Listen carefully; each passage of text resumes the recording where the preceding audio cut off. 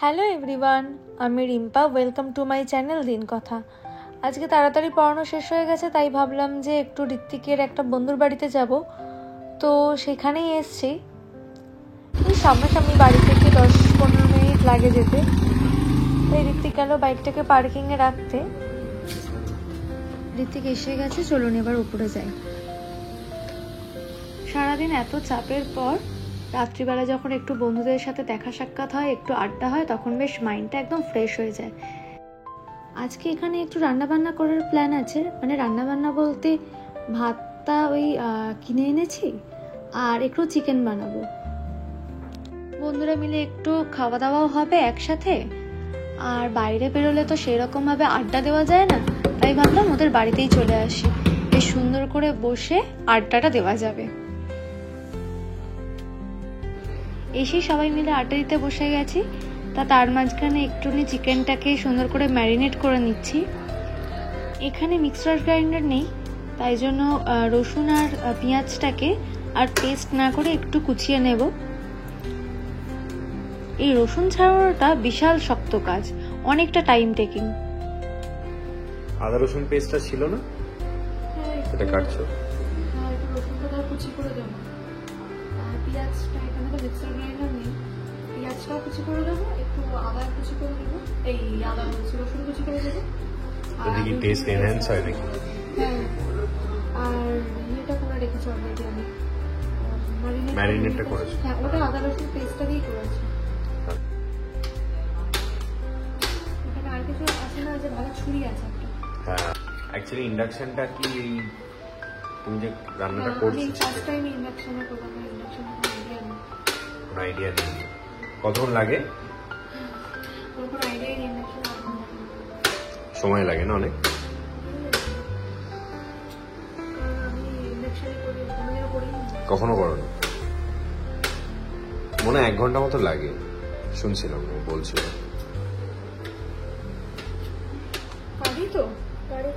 বাকি বন্ধুরা সব ঘরেই আছে, সব টিভি দেখছে, আর আমি এদিকে ঋত্বিকের সাথে গল্প করতে করতে একটু পেঁয়াজ আর রসুনটাকে কুচিয়ে নিলাম। তারপর মাংসটা বসিয়ে দিয়ে একেবারে একটু আড্ডা দিতে বসবো। এই মাংস ওভেনে চাপানোর আগেই এই কাটাকুটি এগুলোই একটুকুনি শক্ত কাজ। আর তারপরে মাংস বসিয়ে দিতে হতে যতক্ষণ, তার মাঝখানে একটু মাঝে মাঝে এসে নাড়িয়ে চাড়িয়ে দিলেই ব্যাস হয়ে গেল। এই পেঁয়াজ কাটতে বড্ড কষ্ট হয়, চোখ নাক মুখ দিয়ে জল বেরিয়ে যায়। চোখের অবস্থা দেখি তো।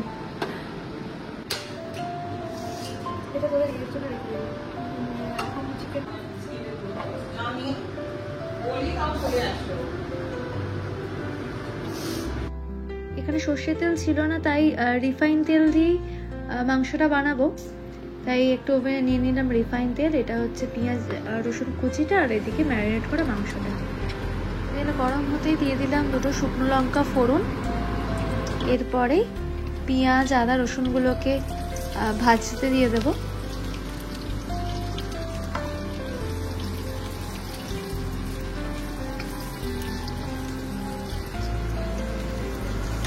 এটা ব্রাউন হয়ে গেছে না হালকা হালকা? আরেকটু হবে না? ওটা কি বেশি হয়ে গেল? পারফেক্ট নাকি? আমার ছোটবেলা থেকে একটা কনসেপ্ট ছিল যে মশলা খুব কম দিতে হয়। হ্যাঁ, মানে আমার সব মশলাতেই যেন, মানে যেহেতু আমার কোনো এক্সপিরিয়েন্স অলমোস্ট 0, তাই সব মশলাতেই আমি দেখেছি, সব মশলাতেই আমি ফিল করি যেন বেশি হয়ে গেল। আচ্ছা, এটা লঙ্কার গুঁড়ো বাইরে, এটা বেশি হয়েছিল। তুই তো এতটা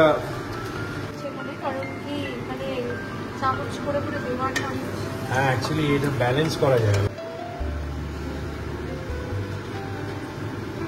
এটার মধ্যে কি কি গেল? এটার মধ্যে আছে হলুদ, আচ্ছা, ধনে গুঁড়ো। আচ্ছা, গুঁড়োটা নেই, তাই ওটা স্কিপ করা হয়েছে। জিরে গুঁড়ো না দিলে কি হয়, মানে কি হতে পারে? ধনে জিরে গুঁড়ো এগুলোতে একটু ফ্লেভারটা আনে। জিরে গুঁড়ো না দিলে একটু ল্যাক অফ ফ্লেভার আমরা ফিল করতে পারি, তাই? আর এখানে লঙ্কার গুঁড়ো ছিল, দেখি এবার ঢালবি।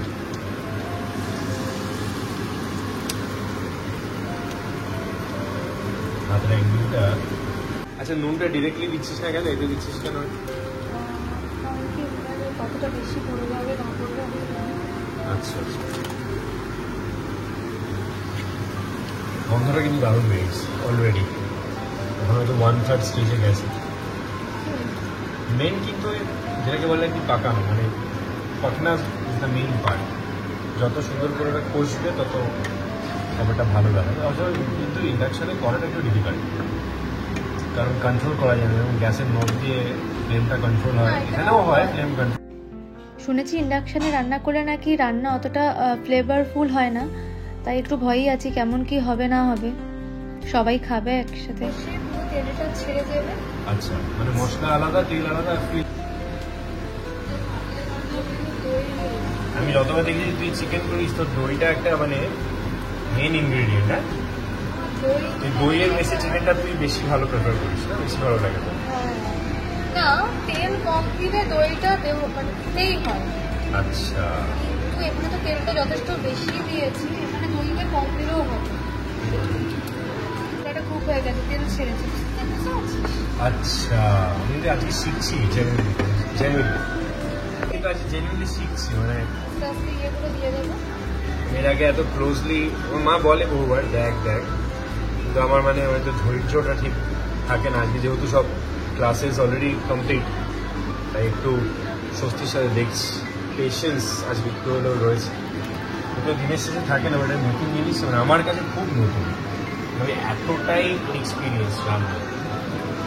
কিন্তু শিখে রাখা ভালো হয় না, আমি যেহেতু খেতে ভালোবাসি, আমি নিজের মতো করে একটু কুক করতে পারবো। আছিস তো? এবার মোটামুটি ম্যারিনেট তো অনেকক্ষণ করতে তাড়াতাড়ি হয়ে যাবে, খুব একটা লেট হবে না।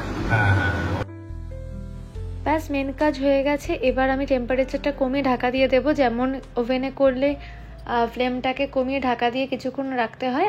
আর চিকেন থেকে যে জলটা বেরোয় তাতেই চিকেনটা সিদ্ধ হয়ে যাবে। কিন্তু আজকে আমি বেশি ড্রাই করব না, একটু ঝোল রাখবো, যেহেতু সবাই মিলে ভাত দিয়ে খাওয়া হবে।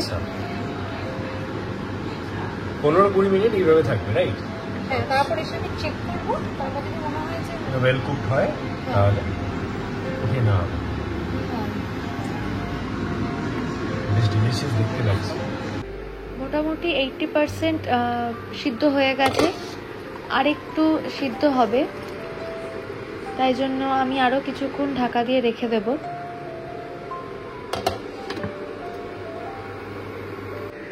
মোটামুটি মনে হচ্ছে মাংসটা সিদ্ধ হয়ে গেছে। আমার একদম আইডিয়া নেই এতে করার, ইন্ডাকশানে করার, আমি ঠিক বুঝে উঠতে পারছি না।